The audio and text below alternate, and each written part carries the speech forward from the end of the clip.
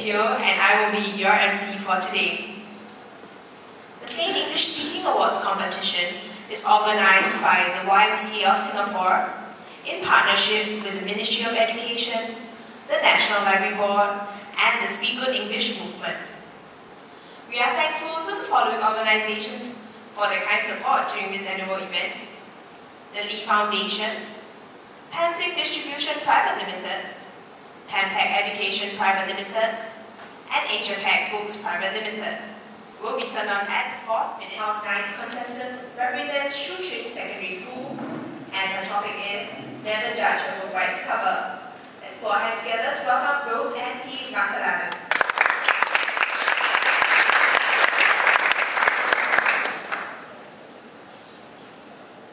A very good afternoon to everyone.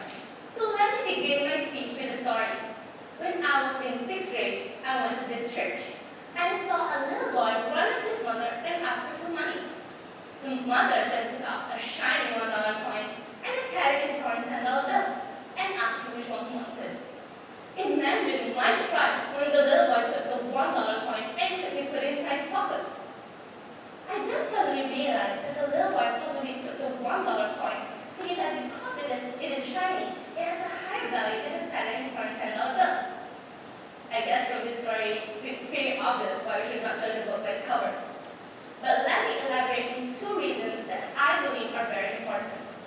Firstly, if we judge a person or an object by their appearance, we're actually depriving ourselves the opportunity to know what their true value is. One good example would be in the souvenir shop at the Singapore Science Center. There is this bowl of rocks in front of the cashier. If you look at it from afar, you would think they're just ordinary rocks of no value. But if you take the initiative to walk closer, pick it up, and flip it over, you would actually discover they're not ordinary rocks at all, but are actually geodes. G-E-O-D-E-S. Geodes. That look like rocks but have crystals within them. This shows that if we didn't take the initiative to walk closer, we would have just ignored those so-called rocks and not discover the brilliant beauty within them. Another good example is the country's election. Did you know in some countries, 20% of the people vote for the person based on their status and education, 30% based on the candidate who wants the candidate to be, 20% based on their commercial ads, another 20% based on their promises of a better future, and only 10% will actually bother to vote for the person who started to make a change long before the election started. Imagine picking a candidate that looks capable, but maybe not so capable in governing the country. Now, we come to our second reason as to why we should not judge a person or an object by its appearance. The reason is we ourselves can suffer the consequences of misjudging. For example, the bullet ant, which is found at the rainforest of southern Nicaragua, can inflict excruciating pain for 24 hours. The native described this thing as painful as gunshot wounds. I once read this article saying that a girl was bitten by a bullet ant 2 days after her professor told her how painful their sting was. And she herself admitted that she did not expect an ant so small can inflict so much pain. This shows that size does not matter when it comes to inflicting pain. Here's an interesting fact. The Siberian chipmunks ranks number 8 in the top 10 list of cute but deadly animals. I know all of you are probably wondering how can a small and cute chipmunk be so deadly?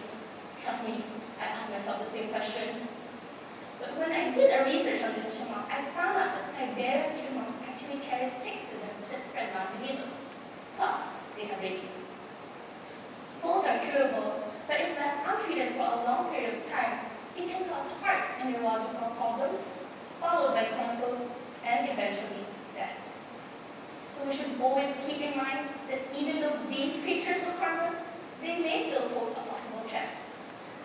So from all of these examples and explanation, I bet we all do recognize that when we try not to judge a person or an object by its appearance alone and try to learn more about them, we're actually giving ourselves the opportunity to discover new things. And at the same time, we're being cautious about it. In conclusion, I hope every one of you learned something from my speech about never judging a book by its cover. Before I end off, I would like to ask each and one of you this question. If you were a book, would you like to be judged based on your cover? Thank you. This photo taking is for the judges and the contestants. So, feel free to step into the photo. 1, 2,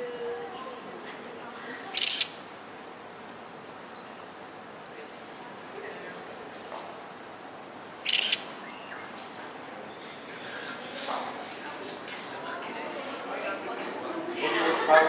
Let's have one candid, okay? After I say 1, 2, 3, you all just do some action and say yes.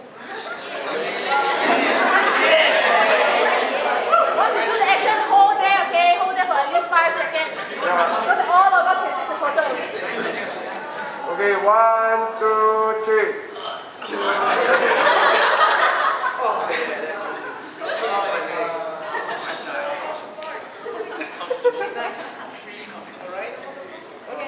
Okay, thank you. Alright, thank you very much, judges and contestants.